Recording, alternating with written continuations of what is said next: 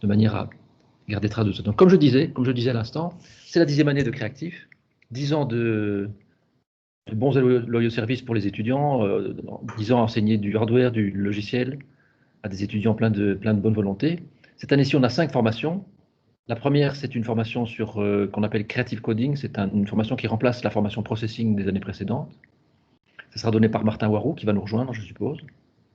La formation suivante, c'est une formation sur Arduino. C'est François Roca qui s'en occupe, qui nous expliquera dans quelques instants comment ça fonctionne. On a ensuite une formation sur Android. C'est le professeur Valderrama qui supervise cette formation. Et elle est donnée par Thomas Laurent, qui est en ligne, qui nous expliquera un peu. Ensuite, on a une formation sur le Fab Lab. Ça, c'est Martin Warou qui interviendra à nouveau, mais je ne le vois toujours pas, donc j'espère qu'il arrivera. Et puis, on a une formation sur une nouvelle formation, qui est un truc qui remplace quelque chose qu'on donnait avant sur Open Frameworks. Ça s'appelle Multimédia. C'est donc Nathan Hubens et Antoine Mallorca qui vous expliqueront comment ils utilisent des logiciels et des boîtes à outils finalement pour créer des systèmes d'intelligence artificielle assez rapidement. Voilà, je vais te donner la parole, non pas à Martin, puisque Martin n'est pas encore là, mais peut-être à François. François, voilà. On ne t'entend pas, François. Moi, je ne t'entends pas, en tout cas. Je ne sais pas les autres, mais moi, je ne t'entends pas. Est-ce que vous m'entendez là? Là, on entend. Ok, ça va. Donc, je vais partager les slides, les 2-3 slides que j'ai. Et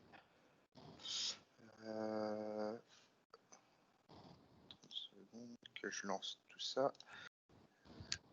Par contre, pour partager, voilà, partager du contenu. Voilà. Voilà. Donc, je m'appelle donc François Roca, je suis chercheur à l'Institut Numédiar depuis bientôt 10 ans. Comme Thierry l'a dit, les ateliers créatifs ont 9 ans cette année. Les 10 ans, ce sera pour l'année prochaine. Ouais, ils ont commencé donc pour l'année 2011-2012. Et donc, ce sera pour... la 10e année. La 10e année. Ce sera pour l'année 2021-2022. Les 10 ans. 2011-2012. 11, c'est la première année, 12 c'est la deuxième, 13 c'est la quatrième. Et là, on est en 20, ça fait la 10e. Oui. Donc voilà, ça fait 10 ans qu'on s'est lancé dans l'aventure créative. À la base, c'était vraiment une volonté de vouloir découvrir les arts numériques de manière assez large et variée. Et on a donc créé différents ateliers, comme Thierry l'a dit. Et Arduino fait partie des rescapés de toutes les évolutions des cours créatifs.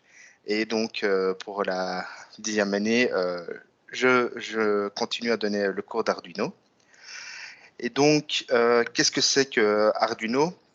En fait, Arduino, pour ceux qui ne connaissent pas, c'est une petite carte électronique programmable.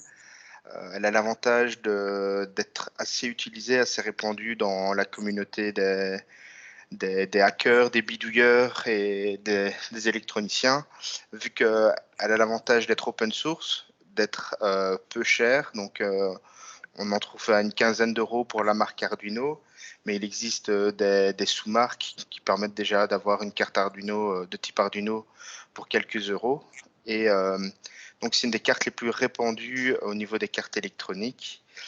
Et donc, il y a une grande communauté derrière cette carte-là, et ça permet justement de faire pas mal de projets, soit des projets dont on a nous-mêmes notre propre idée et on sait ce qu'on veut faire, soit en allant voir ce que la communauté a créé et la manière dont on peut s'inspirer des projets.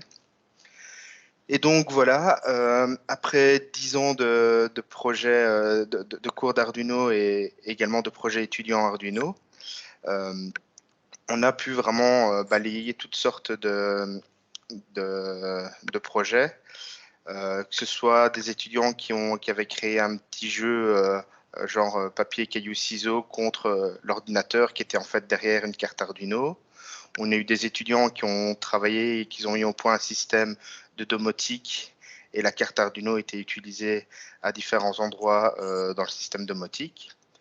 On a également eu toute une série de projets étudiants sur les instruments augmentés où on utilisait la carte Arduino reliés à différents capteurs pour aller mesurer, que ce soit les impacts, les chocs sur les cymbales ou sur les tomes d'une batterie, pour aller mesurer, capturer des notes de musique avec une trompette et les modifier, avoir des accélérateurs sur une guitare pour pouvoir augmenter le son d'une guitare grâce aux mouvements que le guitariste pouvait faire. Donc on a vraiment toute une série d'instruments augmentés qui ont été créés grâce à la carte Arduino. Et puis on a bien sûr les classiques comme les systèmes robotisés, de bras robotisés, de petites voitures robotisées. On a des étudiants qui ont robotisé entre autres une marionnette et donc avec différents capteurs, ils pouvaient animer une marionnette. Et donc voilà, l'avantage de la carte Arduino, c'est justement qu'elle n'a pour limite que votre imagination. Et donc en peu de temps, on arrive déjà à faire des choses très intéressantes et c'est justement le cas, c'est cette manière de faire que je vais vous apprendre lors des ateliers créatifs sur Arduino. Et donc au niveau du planning, cette année il y aura 9 séances qui seront sur Arduino. On commencera. François, moi, je ne vois pas ton planning en fait. Je suppose que tu as bougé les pages, mais nous on voit toujours la page d'entrée en fait. Ah, vous voyez la page d'entrée. On voit ta présentation, tu vois, on voit le mode présentation. Voilà, c'est ça. On voit pas ton diaporama. Je sais pas pourquoi il veut pas le mettre en plus grand, mais alors. Oui, voilà, tu peux faire ça. Parce qu'il capture la sortie, donc il faut peut-être sélectionner une autre application.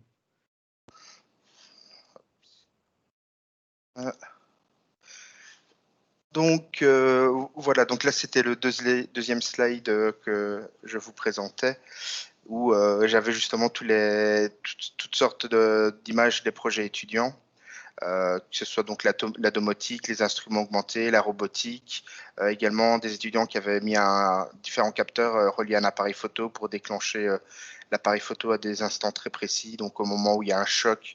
Donc c'est ça qui a l'ampoule tout en bas sur la gauche. Au moment où l'ampoule se casse, on capturait l'image. Au moment où un ballon éclatait qui était rempli d'eau, on capturait l'image.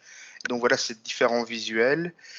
Si vous voulez voir d'autres projets, d'autres images, il y a toute une série également de vidéos des projets créatifs qui a été mis en ligne. Donc il suffit d'aller sur YouTube et de chercher après projets créatifs et il y a moyen de trouver pas mal de vidéos de toutes sortes de projets. Et donc sur la droite, vous pouvez voir la petite carte Arduino dont je vous parlais. Et donc la carte Arduino se programme depuis votre ordinateur de manière assez simple. Et donc c'est ce qu'on va faire au cours des 9 séances de cette année. Et donc voici le planning. Vous le voyez bien tous?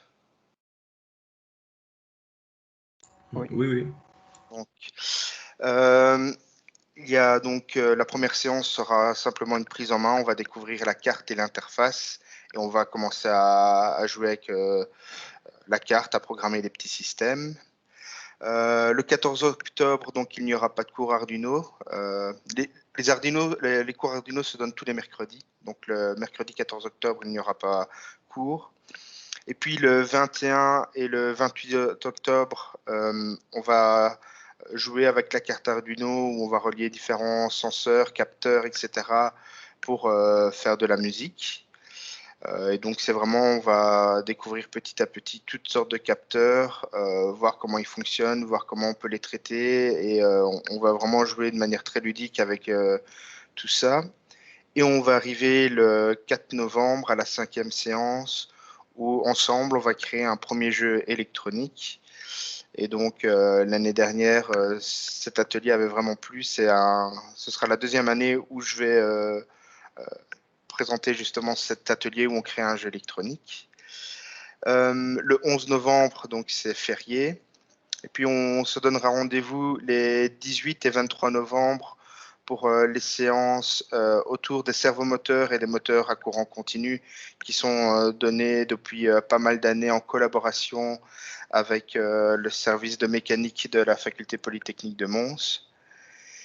Et puis les 3 derniers ateliers seront soit donnés, le choix ce sera donné donc aux participants, soit de participer aux ateliers qui sont donnés par l'Electrolab, mais également cette année s'il y a suffisamment de monde, on pourrait ouvrir une option IoT qui est encore à définir.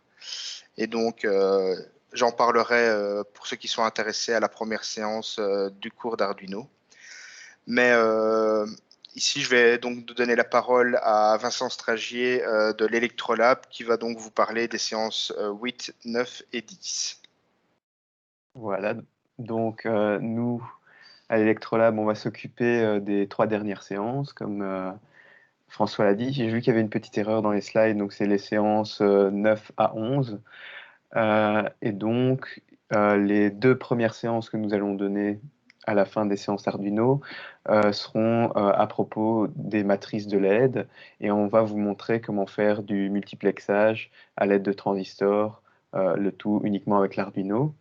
Et la dernière séance, ce sera une partie où on va plutôt aller sur du développement d'un prototype un peu plus fini vers, entre guillemets, quelque chose qui n'est plus une carte Arduino qui est dédiée au développement, vers un microcontrôleur qui est LaTeTiny et qui va permettre de faire des projets beaucoup plus petits et moins coûteux que d'acheter une Arduino à chaque fois qu'on veut faire un projet Arduino. Voilà. Donc voilà, vous avez donc eu les explications pour la partie Arduino et donc je vais rendre le partage à qui veut poursuivre. Si vous avez des questions, n'hésitez pas à le faire après la présentation ici ou même à nous envoyer un petit mail. Entre-temps, on a Martin Warou qui est arrivé. Ça tombait tout juste parce que Martin, tu as 2 formations à nous expliquer, si j'ai bien compris. Il y a Creative Coding et puis la formation Fab Lab. Tout à fait. Bonsoir à tout le monde. Donc, la Creative Coding. Alors, je vais attraper l'écran. Voilà. Ne regardez pas le désordre sur mon bureau. Alors, la Creative Coding, on va aborder toute une série d'outils. L'objectif, c'est vraiment de faire découvrir les bases de la logique de programmation en premier lieu.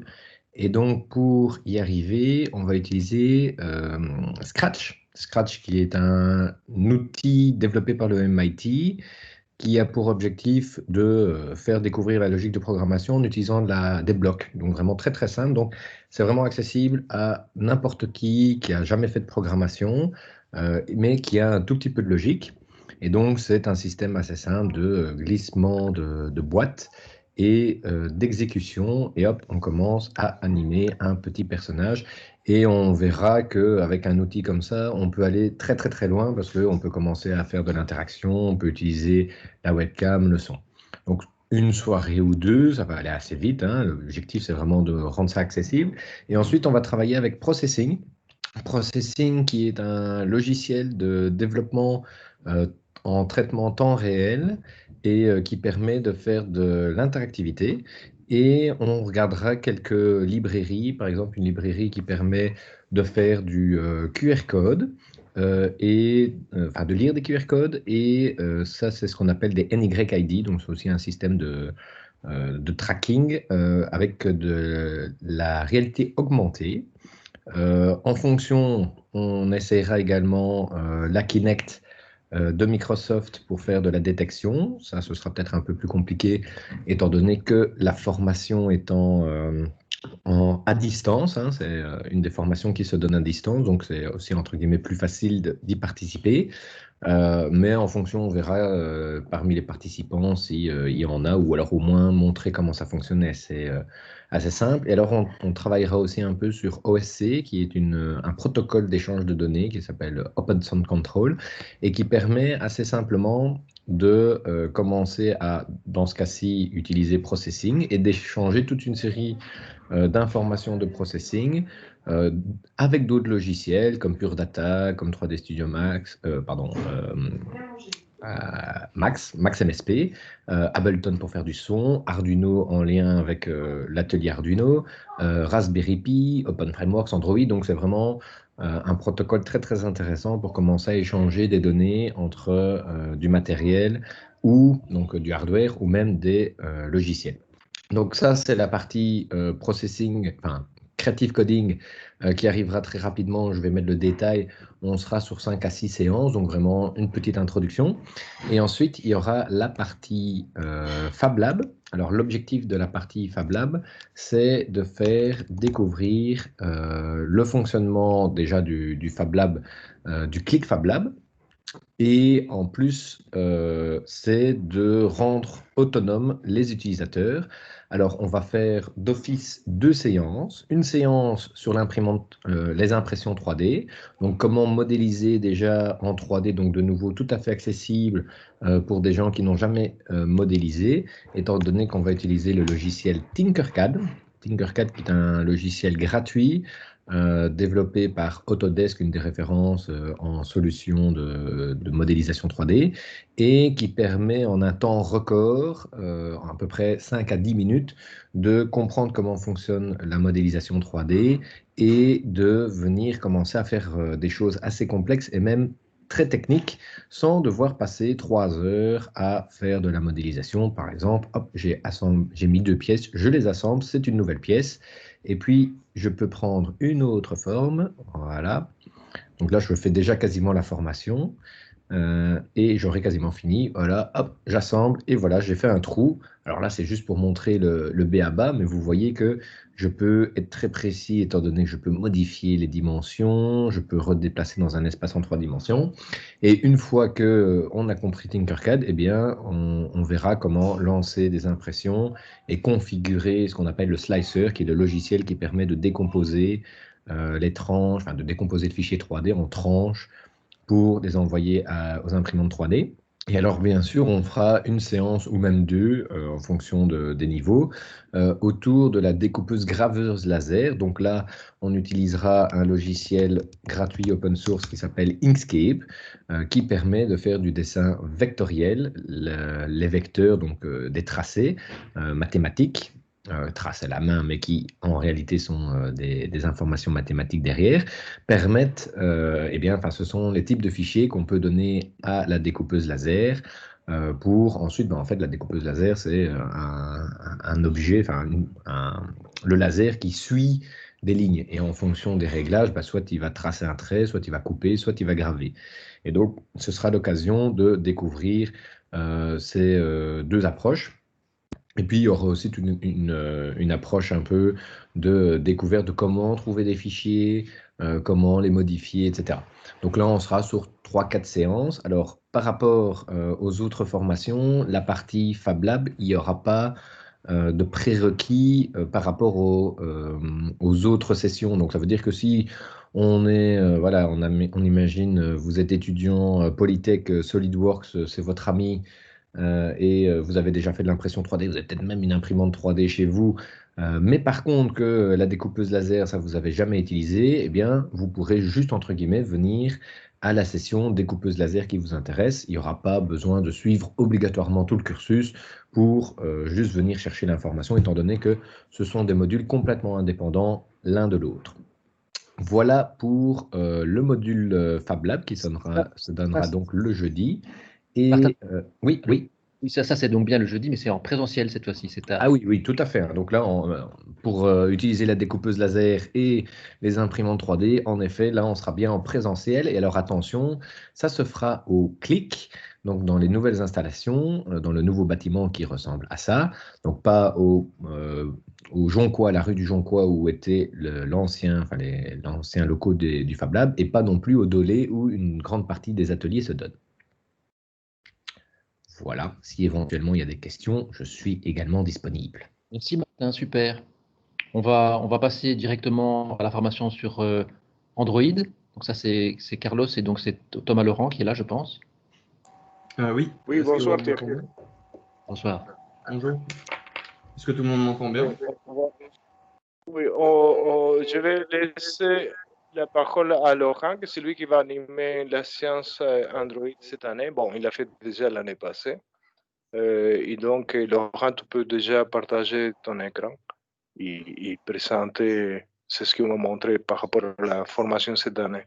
Juste un petit détail, la formation Android, elle est très importante pour les étudiants de BA2 et BA3 cette année. Donc, si eux voudront faire des projets, c'est le moment de suivre la formation pour que par la suite, ce projet-là qui ambitionne faire puisse être réalisé à partir du début de l'année prochaine. Donc, soyez attentifs à ça. Je te laisse la parole, Laurent. Oui. Est-ce que tout le monde m'entend bien? Oui, très bien. Oui, je confirme aussi. Voilà. Donc, bonjour à tous, je m'appelle Thomas Laurent. Je suis en Master 1, donc à la faculté Polytechnique. Et c'est moi qui vais donner le cours sur les applications Android. Donc, on va essentiellement travailler avec un smartphone. Donc, vous pouvez simplement venir avec votre smartphone et votre PC portable. Ou si vous n'avez pas de PC portable, on vous fournira un PC. Et on va essayer de mettre des applications sur votre smartphone. Alors, je vais tout d'abord vous rappeler aussi que Android, ce n'est pas que les smartphones. Donc, je ne sais pas si vous voyez bien les dias qui passent, vu qu'on avait un souci tantôt. Pas de problème. Voilà. Donc, Android, ce n'est pas que des smartphones, donc c'est aussi des tablettes. Il y a aussi des laptops qui sont sur Android. On peut aussi contrôler des Arduino, des ESP avec Android. Il y a aussi des montres qui sont connectées et tout un tas d'outils qui fonctionnent avec le système d'exploitation d'Android et notamment aussi les Smart TV. Donc, vraiment, Android s'applique à beaucoup de choses et c'est vraiment pas que les smartphones. Alors, pour un exemple, un exemple de projet que j'ai réalisé, donc c'était une application de commande par tablette dans un restaurant donc ça, c'était vraiment pas les smartphones, c'était utiliser une tablette. Donc, on avait la tablette ici à droite qui prenait.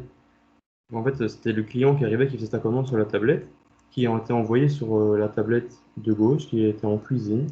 Et donc, le cuisinier recevait la commande. Et en même temps, on imprimait un ticket pour faciliter le travail des serveurs. Donc ça se faisait vraiment, donc les tablettes qui étaient reliées entre elles et qui contrôlaient aussi l'imprimante. Donc un autre exemple, c'était un logiciel une application, donc une structure qui permet de contrôler la température dans une maison, où on avait une tablette donc, qui jouait le rôle d'un thermostat.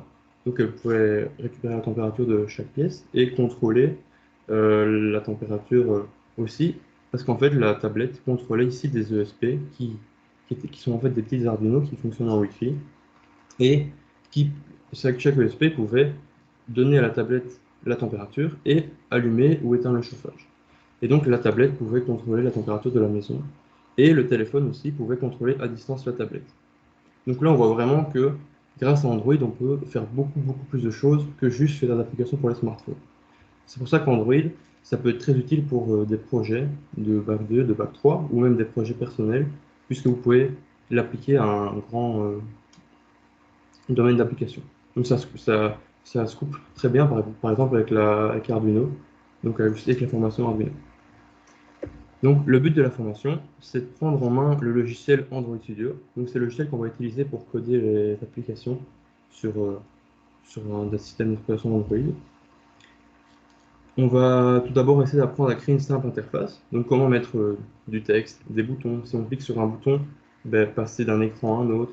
Mettre des listes aussi, donc des listes où vous allez avoir par exemple des listes de conversations, comme dans Messenger, où vous voyez vos contacts, etc. Donc comment vraiment créer une interface. Et puis apprendre les bases du Java, donc comment coder ce qui se passe derrière cette interface. Donc on va vraiment apprendre les bases.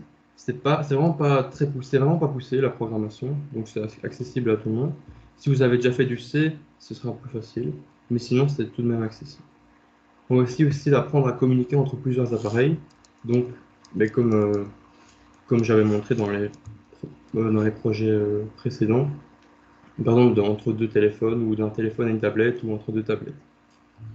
Et vraiment le but ultime de la formation, c'est de pouvoir réagir à une problématique et rapidement. Donc prendre toutes les connaissances que je vais vous apprendre avec M. Valderrama pour créer une application.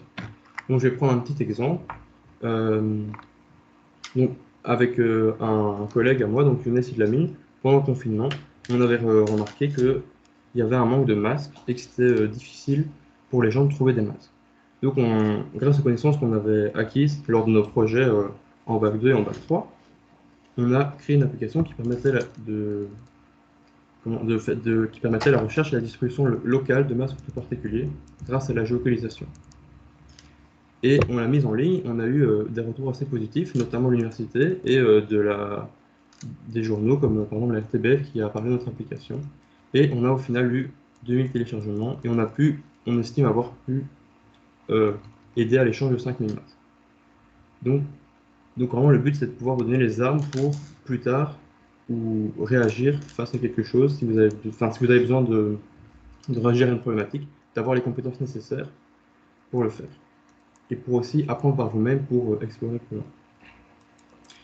Donc, le plan du cours de cette année, donc ça va être à la première séance de découvrir Android Studio, à la deuxième séance de créer une simple interface interactive, donc comme j'avais expliqué un petit peu tantôt, mettre des boutons, mettre des textes. Puis à la troisième séance, créer des listes de strings, donc par exemple simplement créer une liste, comme une liste de courses, hein, vous avez tous vos aliments qui suivent, et pouvoir simplement jongler avec cette liste. Ensuite, on va essayer de s'intéresser à prendre et stocker des photos depuis la galerie ou la caméra, parce qu'en fait, la photo, c'est vraiment quelque chose de très important, et c'est très utile de pouvoir faire ça. On va essayer de mettre toutes ces séances en œuvre, enfin en commun, pour essayer de créer comme un petit bloc-notes, où vous pouvez mettre des images et des textes, pour que vous puissiez voir un petit peu quelque chose de concret. Ensuite, on va créer des listes dynamiques d'objets. Donc, des listes dynamiques d'objets, c'est simplement des listes qui vont, par exemple, quand vous avez, si on reprend l'exemple des listes de conversation Messenger, c'est une liste où vous avez à la fois une petite image où vous voyez votre tête, votre texte, la date du message, etc. Donc, c'est mettre plein d'informations dans une petite bulle et pouvoir en mettre autant qu'on veut. Puis, on va aussi créer des listes dynamiques de modèles différents. Donc, par exemple, si on prend le bloc-notes et quand on va noter quelque chose, on met un petit peu de texte, on a envie de prendre une photo pour joindre la photo au texte, et puis réécrire du texte, etc. Et donc, on va avoir des listes qui vont avoir du texte, puis des images, etc. Donc, le but, c'est de pouvoir jongler aussi avec ça. Ensuite, on va essayer de regarder comment sauvegarder des données en interne. Donc, comment sauvegarder tout ce qu'on a écrit dans une bloc-notes et pas le perdre, puisque c'est un petit peu le but d'un bloc-notes, c'est de pouvoir écrire et récupérer ces données et les relire plus tard. Ensuite, on va essayer de sauvegarder et échanger les données en externe, donc pour faire un backup de notre bloc-notes, parce que c'est très important de nos jours de faire un backup, et aussi peut-être partager nos notes à quelqu'un d'autre. Et ensuite, on va regarder comment créer et déployer un fichier APK. Donc le fichier APK, c'est simplement comme l'exécutable, hein, quand vous avez un logiciel, donc c'est votre application. Donc comment, par exemple, réduire l'application en un fichier et l'envoyer à quelqu'un pour qu'il puisse l'installer sur son téléphone ou aussi le mettre sur Google Play. Donc voilà, donc là j'ai fini la présentation. Si vous avez des questions, je suis également disponible à la fin de la présentation. Donc, Merci Thomas, super. Par parenthèse, félicitations pour ton application Help and Service, j'avais vu passer, c'est vraiment génial. merci. Ça fait plaisir à voir en tout cas. Alors, on a une dernière intervention, c'est celle d'Antoine Mallorca et Nathan Hubens. Nathan Hubens n'est pas là où il est à distance, mais Antoine est là, je sais. Donc je lui laisse la parole. Oui, bonjour à tous. Donc, on m'entend bien? Il n'y a pas de souci? Oui, ça va. Très bien. Donc, voilà, je m'appelle Antoine Mallorca, je suis chercheur au Labo Numédiar depuis presque 2 ans. Dans quelques jours, ça fera 2 ans. Et voilà, mon cours, donc multimédia, va permettre de vous faire prendre conscience que les outils d'intelligence artificielle dans la création de contenu multimédia, ce n'est pas quelque chose d'abstrait, ce sont des outils qui vont être facilement utilisables et facilement adaptables. Donc pour ça, j'ai fait une petite vidéo, donc je vais la partager en partageant le contenu. Voilà. Tout le monde voit bien Oui, on voit la vidéo. Super. Donc, j'espère que ça ne va pas avoir de larcène ou quoi que ce soit, parce que le son est un peu important dans la vidéo. S'il y a un souci, faites-le moi savoir.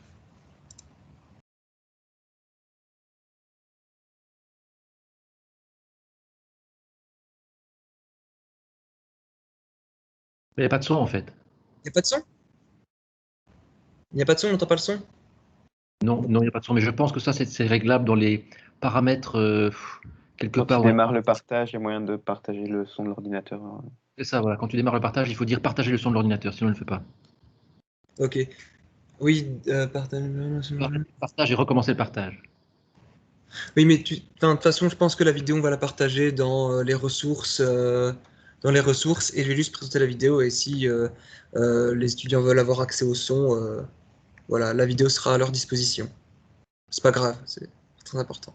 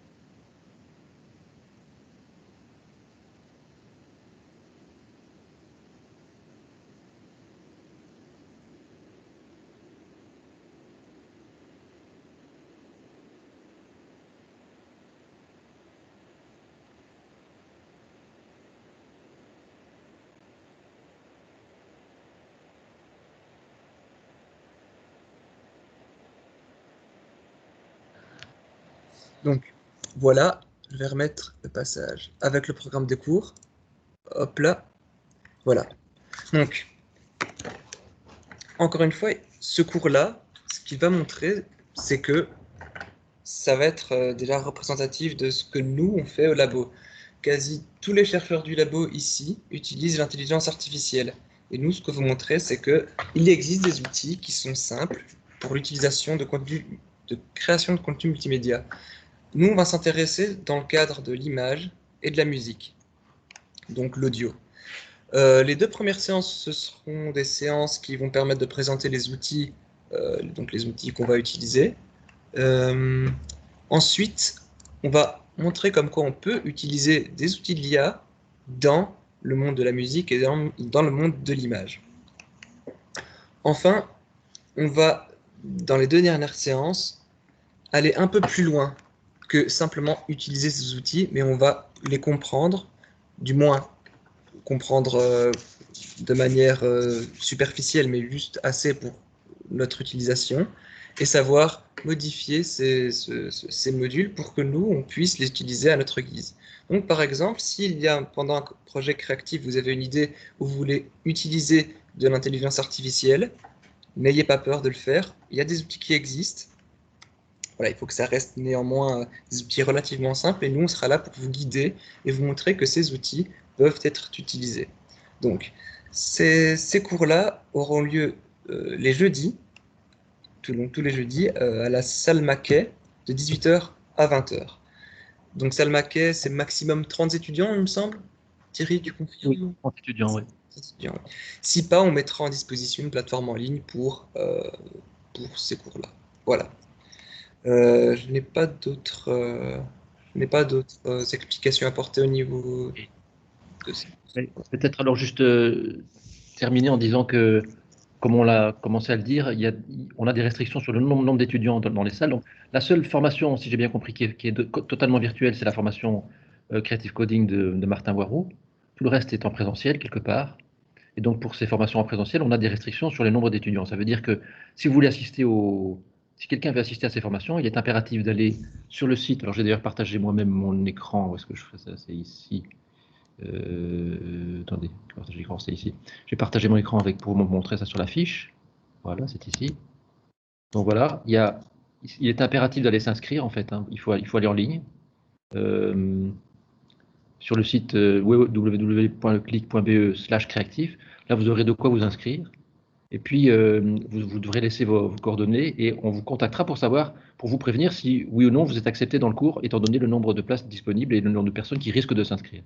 Donc, s'il y a trop de personnes, on va devoir faire un tri. On est désolé, mais on ne pourra pas faire autrement cette année-ci. Sauf, encore une fois, pour la première formation Creative Coding qui est largement ouverte à tout le monde.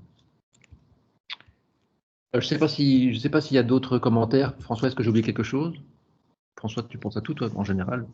Oui, donc vous m'entendez bien? Oui. Donc, à la limite, je vais partager mon écran pour montrer le site en question. Ce sera peut-être plus facile pour... C'est juste. Hop.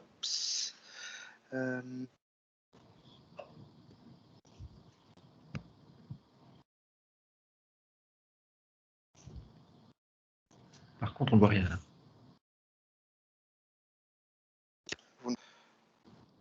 Voilà, ça vient. Voilà, ça y est. Donc, je vous encourage donc à aller sur le site Créactif où toutes les informations par rapport à cette année sont données.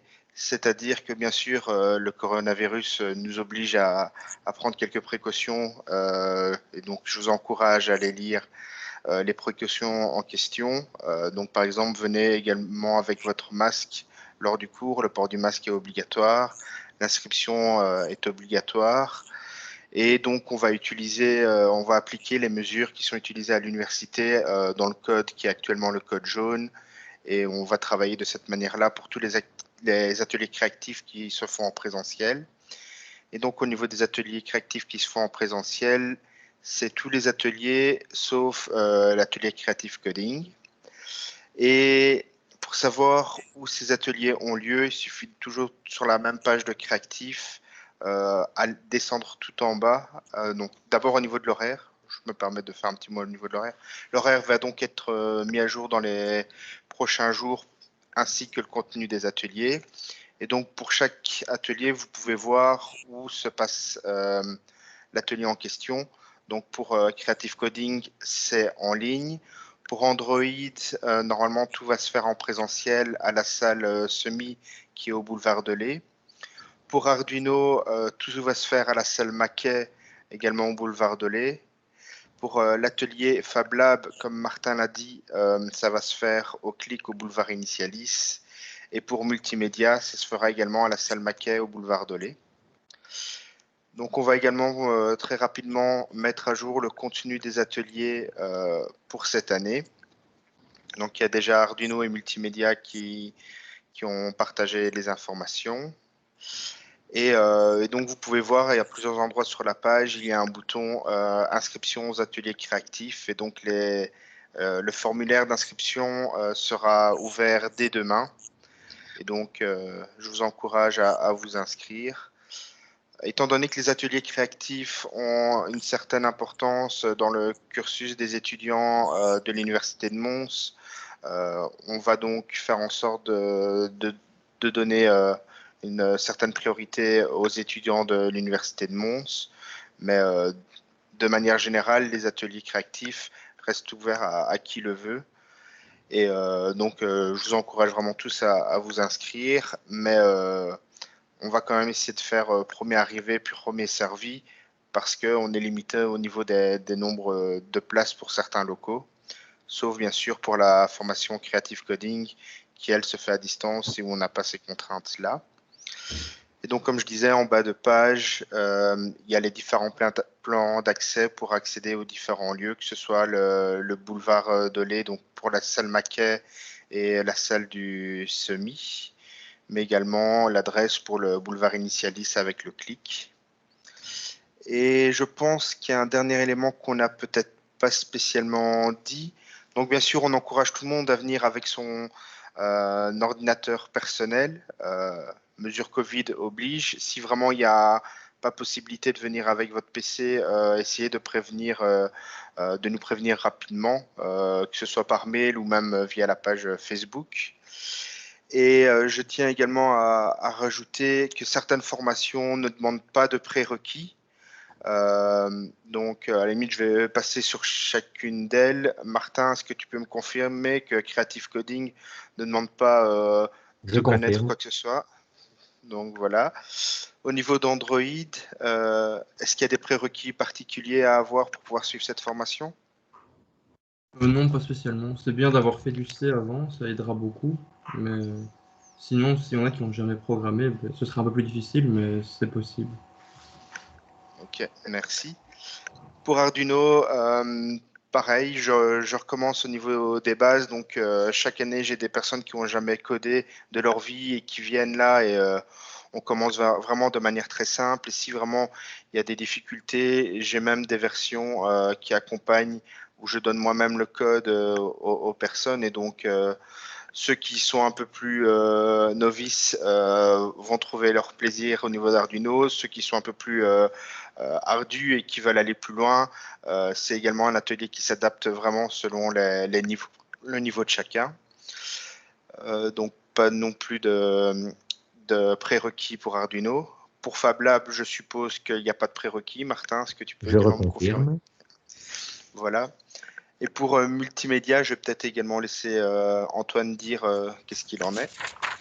Oui, ben, a priori, pour multimédia, il ne devrait pas y avoir de prérequis. Ce qu'il y a, c'est que, évidemment, vous serez bien plus à l'aise si vous avez déjà manipulé du code. Maintenant, si vous ne l'avez pas fait, pas de panique, nous, on sera là pour vous guider, etc. Donc, si vous n'avez pas de prérequis ou quoi que ce soit, il n'y a pas de souci.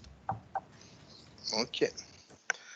Donc voilà, je pense qu'on est passé sur l'entièreté des choses à savoir pour les ateliers créatifs de cette année. Donc ne traînez pas à vous inscrire dès que les inscriptions sont ouvertes. Et peut-être que je vais redonner la parole à Thierry pour peut-être faire un mot au niveau des implications des ateliers créatifs par rapport à la formation qui est à l'université Ouais, et de vos projets. oui. Les ateliers créatifs servent à beaucoup de choses, à beaucoup de gens différents. C'est pas que pour les polytechs, mais par contre, pour les étudiants de polytech, effectivement, ce sont des ateliers qui sont très utiles pour les projets de deuxième et de troisième. Notamment cette année-ci, les projets de deuxième seront, seront par équipe de 7 ou 8. Et dans chaque équipe, il y aura un représentant qui s'occupera plutôt de la partie entrepreneuriale. Il y aura des gens qui seront plutôt sur la partie technique. Et donc, pour ceux qui seront dans la partie technique, je pense que c'est pas mal en tout cas pour certains d'entre eux, de suivre la formation créative pour être sûr de pouvoir offrir ces compétences-là au projet, quoi. Voilà. Ben, je vous remercie tous et toutes, en tout cas, Martin, François, Carlos, Thomas, Antoine, pour les présentations. Je ne sais pas s'il y a des questions de la part des personnes qui sont dans la salle. Il n'y a pas beaucoup de gens pour l'instant parce que euh, on n'a pas bien communiqué sur le canal, mais de toute façon, tout ça sera en ligne. Et donc, on espère que des personnes intéressées pourront regarder la vidéo que je vais d'ailleurs clôturer maintenant. Hop, je termine la vidéo. Pouf, voilà, j'arrête la vidéo. On mettra la vidéo en ligne pour que les gens puissent quand même comprendre ce qu'on fait.